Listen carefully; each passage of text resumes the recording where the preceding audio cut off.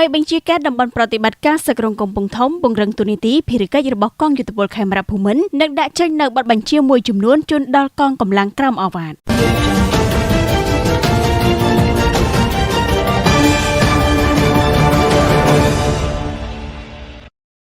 នៅព្រឹកថ្ងៃទី3ខែសីហាឆ្នាំ2026នៅទីបញ្ជាការតំបន់ប្រតិបត្តិការសក្រុងកំពង់ធំយុទ្ធភូមិភាគទី4បានបើកកិច្ចប្រជុំពង្រឹងទូនីតិភារកិច្ចរបស់កងយុទ្ធពលខេមរភូមិន្ទការងារអប់រំចិត្តសាស្ត្រនិងដាក់ចេញនៅបទបញ្ជាសំខាន់ៗមួយចំនួនជូនដល់យោធាចំណុះទីបញ្ជាការតំបន់ប្រតិបត្តិការសក្រុងដែលពិធីនេះស្ថិតក្រោមអធិបតីភាពឧត្តមសេនីយ៍តូសំសុនមេបញ្ជាការតំបន់ប្រតិបត្តិការសក្រុងកំពង់ធំដោយមានការចូលរួមពីនាយទាហា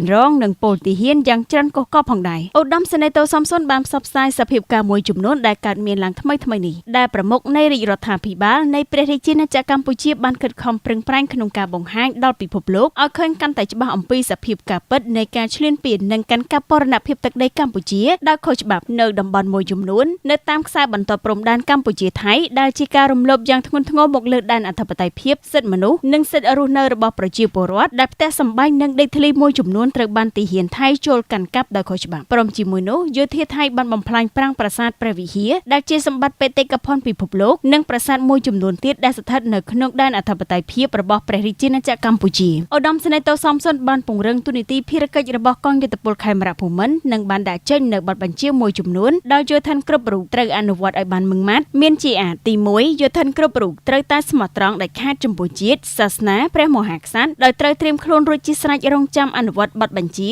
ក្នុងភារកិច្ចការពីបូរណភាពទឹកដីពីការឈ្លានពានពីសំណាក់ប្រទេសជិតខាងទី2ត្រូវផ្សព្វផ្សាយជូនដល់ក្រុមគ្រួសារនិងប្រជាពលរដ្ឋក្នុងការចូលរួមអនុវត្តច្បាប់កាតព្វកិច្ចយោធាឲ្យទទួលបានជោគជ័យដើម្បីកម្ពុជាយើងមានធនធានមនុស្សគ្រប់គ្រាន់ក្នុងភារកិច្ចការពីជាតិក្នុងបរិបទថ្មីនៃសកលលោកនិងទី3ត្រូវបន្តចូលរួមចំណែកយ៉ាងសកម្មក្នុងការអនុវត្តនៅគោលនយោបាយភូមិឃុំមានសុវត្ថិភាពរបស់រាជរដ្ឋាភិបាលនៅតាមមូលដ្ឋាននានាឲ្យទទួលបានជោគជ័យជាមួយនោះដែរត្រូវចូលរួមយ៉ាងសកម្មក្នុងការអនុវត្តតាមបទបញ្ជារបស់ប្រមុខរាជរដ្ឋាភិបាលនៃព្រះរាជាណាចក្រកម្ពុជានិងបទបញ្ជារបស់ឯកឧត្តមនួន ផារត អភិបាលខេត្តប្រធានគណៈបញ្ជាការឯកភាពរដ្ឋបាលខេត្តកំពង់ធំក្នុងភារកិច្ចការពារទប់ស្កាត់និងបង្ក្រាបបទល្មើសធនធានធម្មជាតិឲ្យមានប្រសិទ្ធភាពដើម្បីរក្សាធនធានធម្មជាតិរបស់យើងទុកឲ្យកូនចៅយើងនៅជំនាន់ក្រោយៗទៀត